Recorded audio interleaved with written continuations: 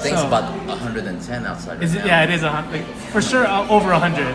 Yeah, inside my car it's like about 130. And you have no AC. You were just telling me that. It's awesome. Thank you, Jafel. Thank you. Appreciate it. Sorry, dude.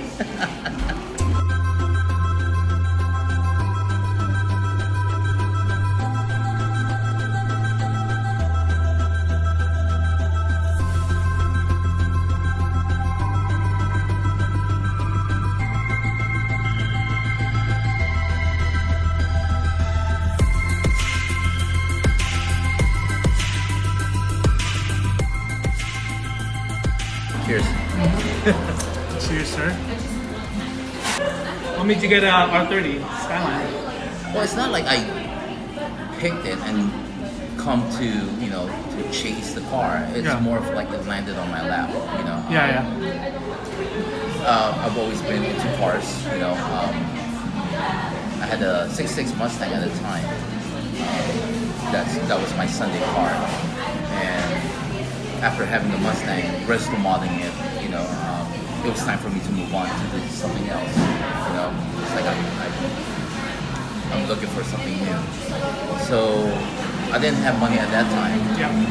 So it's either I sell the Mustang, so I can get the funds, and then I could look for a car, or I could find a trade-in where somebody would trade a car. At that moment, I was already done with muscle cars, so I wanted to go Japanese cars. Yep.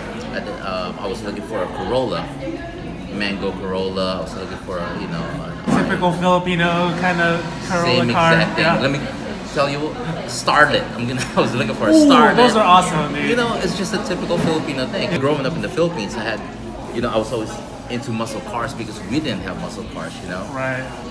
So and then once I come here, I was done with muscle cars because Yeah. I already had, You had I it. got it out of my system. So, yeah. So I'm like, okay, let me go buy some, some classic- different. Yeah, something Yeah. different. Go for Japanese cars, the stuff that I saw when I was a kid, that I wasn't paying attention to at that time, Yeah. So and then looking around on Craigslist, and I've been looking at Skyline, but I know it was like out of my budget. Yeah.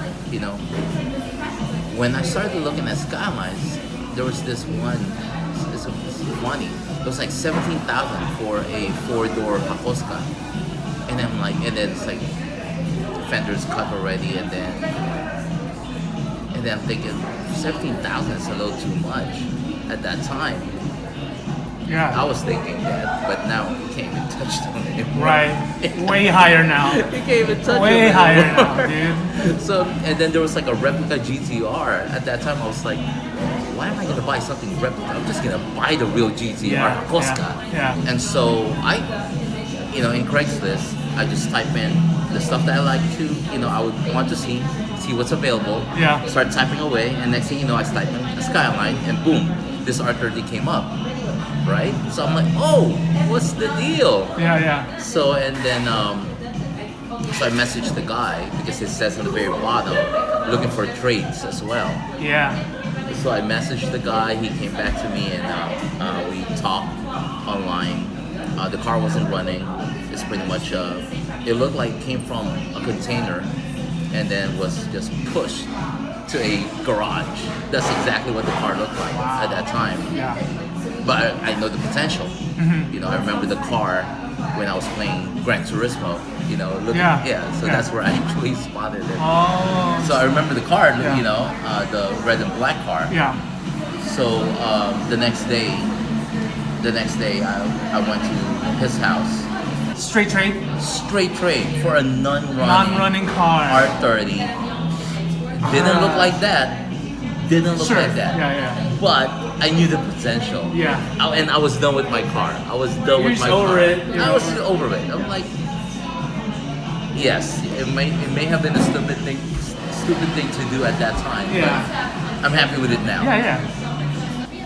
I was happy Yeah. until I started figuring out the stuff I need to do. Right? And so little by little, little by little, I fixed it the way I wanted it. Yeah.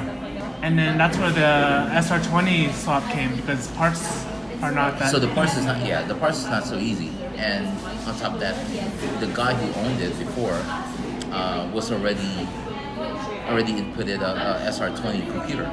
He was Oh, okay. transitioning to a computer of SR20 with an FJ20ET engine. Harness was all pulled out and everything. Yeah. So I figured, hey, let's get a 4-valve DOHC turbo back in it, Yeah. but just a newer one, which is the SR20. Okay. So it's like it's Same engine. no-brainer for me. Yeah. Like, take out the old one, put in the new one. Let's have fun with it. Yeah. You know. And we were talking earlier. You're about to do more engine work to it. Yeah. Can you tell us a little bit about that? Like, what do you got going on?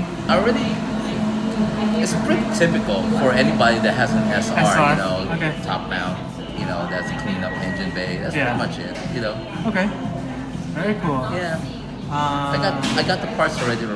You're just waiting to pull the trigger. Just waiting. Yeah. Just waiting. Very cool. Your car is mainly show car, cruiser, weekend car. What do you do with it?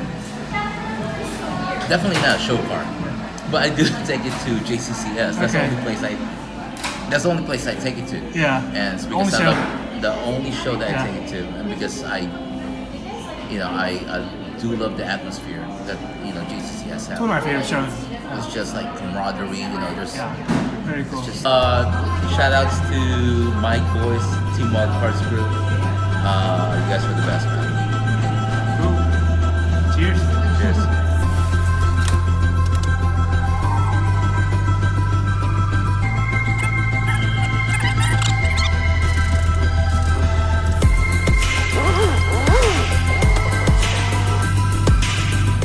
That's your AC right there. That's it. Manual too. Yeah. Have a good day, All right, dude. Have a good one. Until next time, dude. JCCS.